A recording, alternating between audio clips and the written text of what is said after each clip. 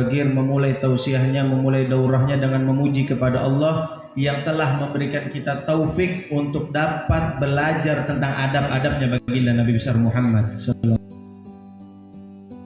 من النعم وأكبر النعم أن نتدارس ونقرأ ونفهم آداب الحبيب صلى الله عليه وسلم. Salah satu nikmat yang paling besar adalah kita dapat belajar memahami tentang adab-adabnya baginda Nabi besar Muhammad sallallahu alaihi wasallam. جزا الله مدير المعهد في هذا المعهد المبارك خير الجزاء.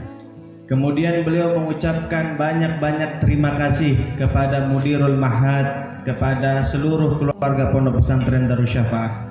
جزا الله أستاذ رادين الذي رتب لنا هذا الترتيب المبارك في هذا المعهد المبارك. Dan beliau juga mengucapkan terima kasih kepada Ustadz Radin yang telah mentertibkan acara ini. جزا الله الشيخ جلال الدين على استقباله لنا في هذه المنطقة المباركة. Dan terima kasih pula kepada Syekh Jalaluddin yang telah mentertibkan kita untuk berkumpul di tempat yang mulia ini. قبل أن نبدأ في هذا الكتاب المبارك نريد نذكر فوائد هذا الكتاب الذي معكم.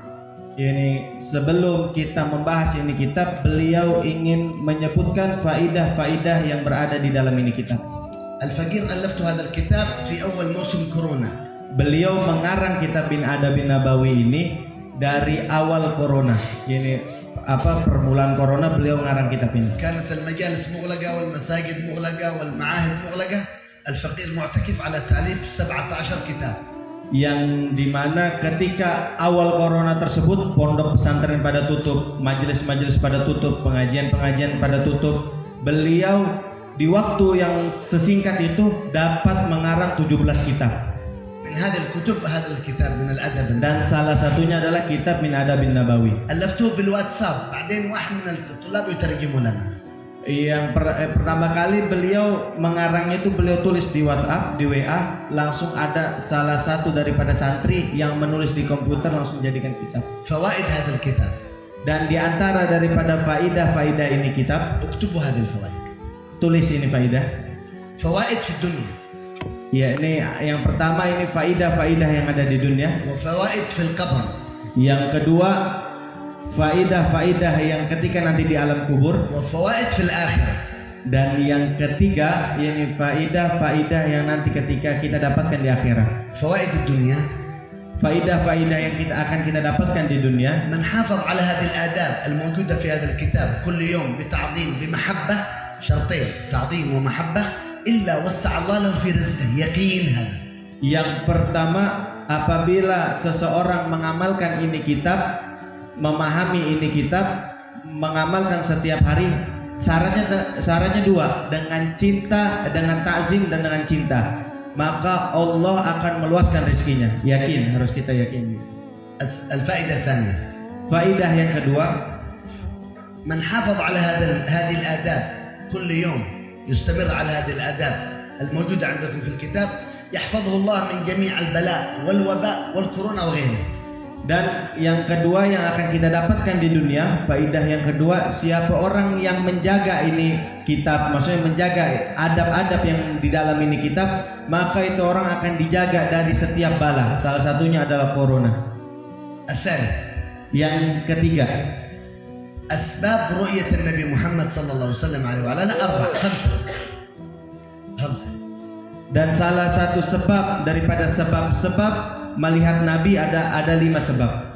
هل يوجد أحد منكم من رأى النبي محمد في المنام؟ Apakah salah satu dari kalian ada yang udah pernah melihat Nabi Muhammad SAW di dalam mimpi?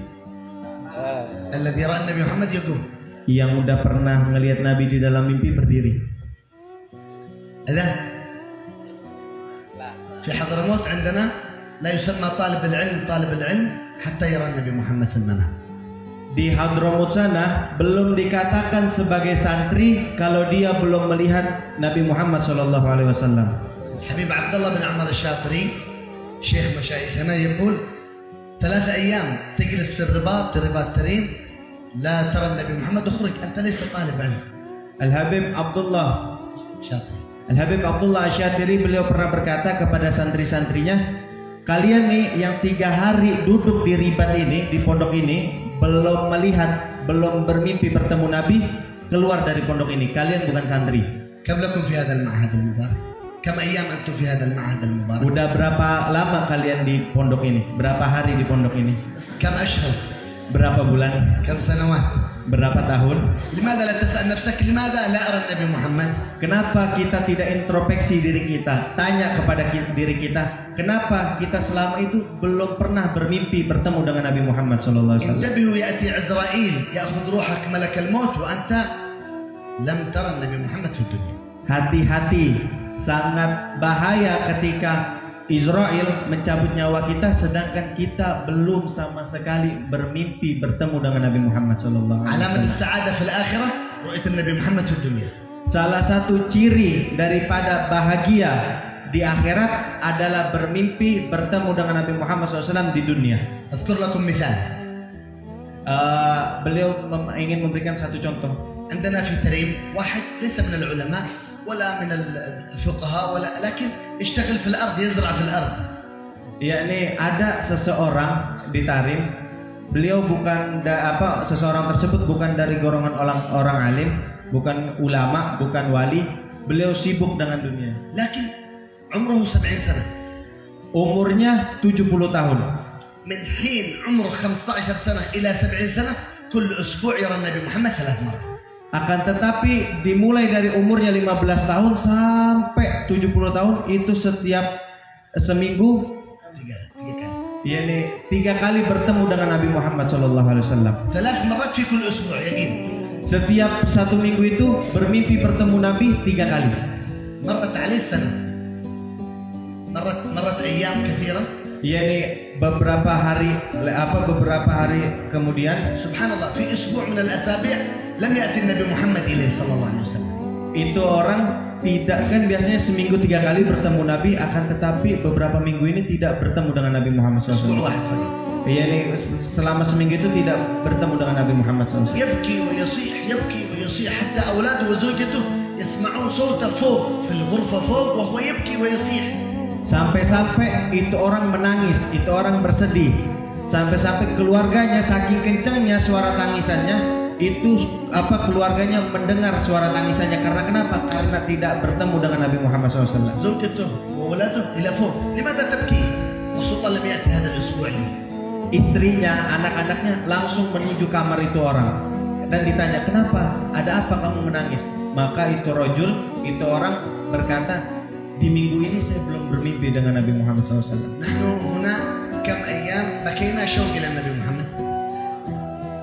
Kita di sini udah berapa hari, udah berapa lama duduk dan bagaimana tentang kerinduan kita kepada Nabi Muhammad. كم دموع خرجت شوق إلى النبي محمد. Berapa kali air mata yang pernah kita teteskan untuk merindu kepada Nabi Muhammad SAW. نشكو من الأمراض، نشكو من البلاء، نبكي من البلاء، نبكي من المرض، لكن لا نبكي شوق إلى النبي محمد. Kita terlalu sering ketika sakit kita bersedih, ketika dilanda bala kita bersedih, dilanda wabah kita bersedih, akan tetapi kita belum pernah bersedih ketika belum berjumpa Nabi Muhammad SAW. هذا الرجل من شدة البكاء الأسبوع الثاني رأى النبي محمد صلى الله عليه وسلم.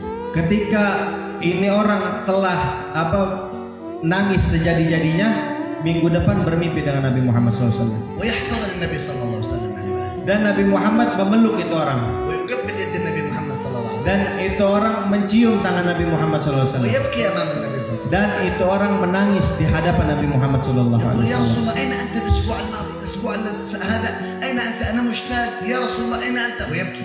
Itu orang ketika telah bersalaman dengan Rasulullah SAW, itu orang menangis lalu bertanya kepada Rasul, ya Rasulullah, minggu kemarin kemana? Kenapa engkau tidak datang di dalam mimpiku? قال له يا فلان أنت الأسبوع الماضي شربت الماء قائم، أنت مخالف لسنتي. عندما شربت الماء قائم أنا لا آتي لواحد مخالف لسنتي.